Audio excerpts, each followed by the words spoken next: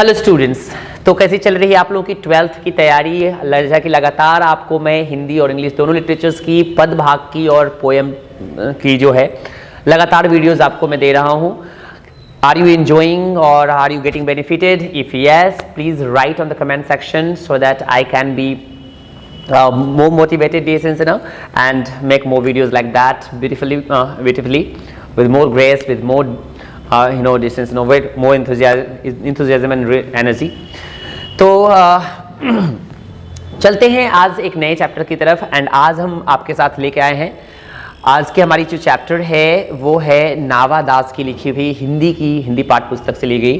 And Navadas ने इसमें अलग अलग 2 सेक्शंस में लिखी है और इस चैप्टर का नाम जो है वो छप्पे है। छप्पे इसलिए है डिस्टेंस क्योंकि ये कविता जो है, ये पद जो है वो 6 लाइनों की होती है और 6 लाइनों में जो है राइटर अलग अलग 2 कवियों के बारे में, यानी कि पहला जो छप्पे है, यानी पहले जो 6 लाइन है इस नावादास की लिखी गई इस छप्पे में, वो कबीर दास के काव्य पाठ के बारे में बात की गई है कि उन्होंने कैसी कविता लिखी है, कबीर दास क्या सोचते हैं, किस धारा के कवि हैं, इसके बारे में बात हुई है।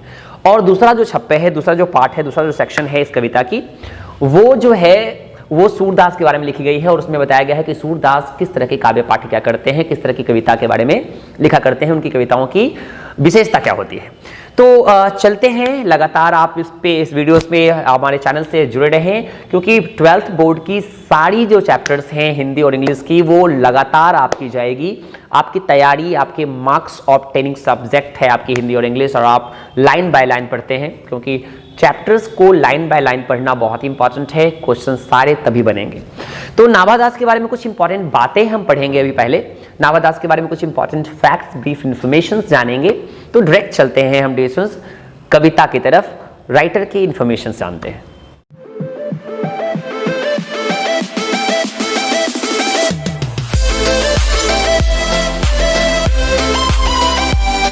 हेलो स्टूडेंट्स, तो चलते डिस्टेंस हम सीधा छप्पे के जो राइटर हैं नावादास, उनकी इंफॉर्मेशन जानते हैं।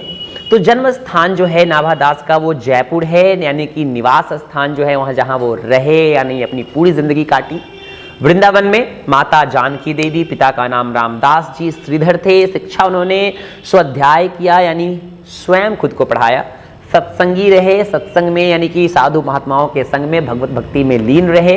दीक्षा गुरु जो थे जहाँ से उनको ज्ञान मिला, जहाँ से उन्होंने शिक्षा और दीक्षा हासिल करी, स्वामी अप्रदास थे। कृतियाँ यानी कि कुछ इनके काम, जो कविताएं और कहानियां जो है इनकी, वो भक्तमाल है और अतस्यम रचना है जो है, उनके द्वारा कुछ इंपॉर्टेंट बातें हैं। अभिरुचि जो है इनकी वो लोक भ्रमण में रही और काव्य रचना में रही, यानी कि घूमना फिरना, भगवत भक्ति करना, भगवान का नाम लेना एंड जो है काव्य पाठ करना, काव्य रचना करना, इनकी कुछ इंपॉर्टेंट जो है अभिरुचि रही।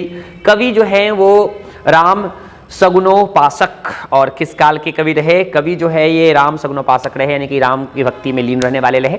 और किस काल के कवि रहे? यदि पूछा जाए आपको नावादास किस काल के कवि रहे, तो आप कह सकते हैं वो भक्ति काल के कवि रहे, भक्ति में रहे, हमेशा भक्ति करने में विश्वास रखते थे।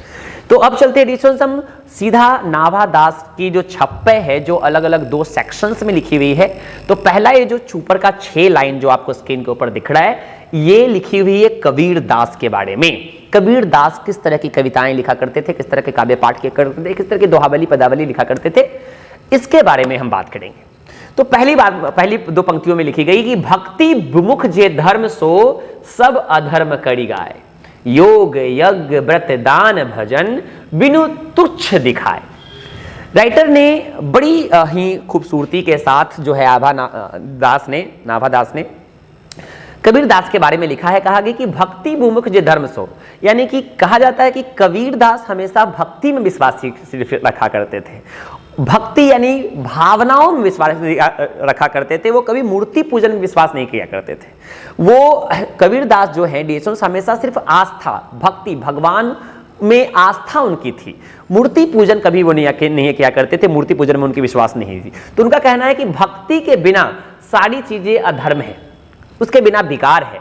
और कबीर दास के बारे में लिखते हैं योग यज्ञ और व्रत और दान और भजन ये सब तुच्छ चीजें हैं, यानी कि कबीरदास के अनुसार योग, यज्ञ, व्रत, दान, भजन करना ये सब जो है वो तुच्छ हुआ करती थी, क्योंकि वो सिर्फ आस्था में और भक्ति में विश्वास रखते थे, भगवान का नाम लेने में विश्वास रखते थे।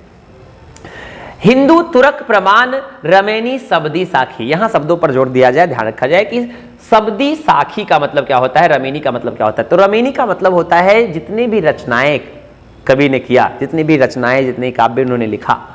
सबदी का मतलब जितने उनकी जो है रचनाएं रही, सबदी साखी, रमेनी सबदी साखी कहा गया उनको। साक्षी का मतलब साक्षी होता है, संस्कृत का शब्द है साखी, जिसको साक्षी कहते हैं। पक्षपात नहीं वचन सभी के हित की भाषी, कहा जाता है कि उन्होंने कभी भी उनकी रचनाएं जो हैं, उनके काव्य जो हैं, उनकी पाठ जो है, कभी भी हिंदू मुस्लिम में, तुर्क का मतलब यहाँ मुस्लिम है, यानी कि हिंदू मुस्लिम में कभी भी भेदभाव नहीं उनको की, कभी पक्षपात नहीं की। उनका शब्द जो है वो कभी भी किसी के हित में या किसी के विपक्ष में नहीं रही। वो सब उन्होंने हमेशा सबके हित के बारे में बात करी, हमेशा सबके बारे में बात करी, किसी की ज्यादा प्रशंसा या किसी की ज्यादा पक्षपात नहीं किया, किसी के बारे में बुराई नहीं करी। यानी उन्होंने अपने काव्य में हमेशा सबके बारे में बात की, सर्वहित के बारे में बात की। आरूढ़ दशा है जगत पे मुख देखी नहीं भानी, राइटर ने लिखा है कि कभी भी कबीरदास ने मुख देख के बात नहीं करी है, किसी के मुंह पे किसी के जैसा बात नहीं करी है, सबके सामने में सबके जैसा बात नहीं करी है, यानी सत्य का साथ दिया है। और उन्होंने कहा है कि उनकी कविताएं में जो है, कबीरदास की कविताओं में जो है, कभी भी उन्होंने जो है सभी चारों दिशाओं जो है, वर्ण और जो है दिशाओं के बारे में बात किया है उन्होंने, दर्शन के बारे में बात किया है उन्होंने। उनकी ये सारी चीज़ों में कभी भी उन्होंने विश्वास नहीं करी, यानी कि उनका कहना है कि सिर्फ आस्था रखना, सिर्फ नाम लेना ऊपर वाले का, सिर्फ मन से चीज़ों को चाहना ही भक्ति है। सिर्फ भक्ति में उन्होंने विश्वास करी है और कभी भी किसी के बारे में पक्षपात नहीं करी, किसी चीज़ में उन्होंने पूजा अर्चना, यज्ञ, व्रत, दान में विश्वास उन्होंने कभी नहीं किया।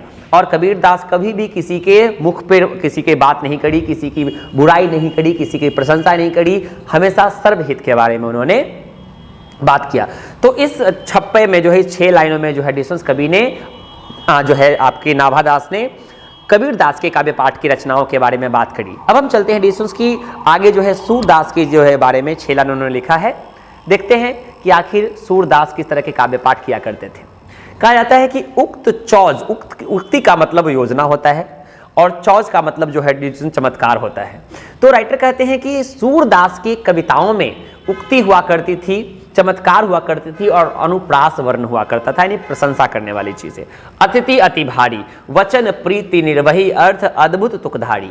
और कहा जाता है कि सूरदास हमेशा अपनी कविताओं में प्रेम के बारे में बात किया करते थे और जिस प्रेम और सद्भावना के साथ, जिस मर्म के साथ, जिस प्यार के साथ जो है वो अपनी कविताओं को स्टार्ट किया करते थे, शुरुआत किया करते थे, उनका अंत भी उन्हीं प्यार के साथ, उन्हीं प्रेम के साथ वो किया करते थे।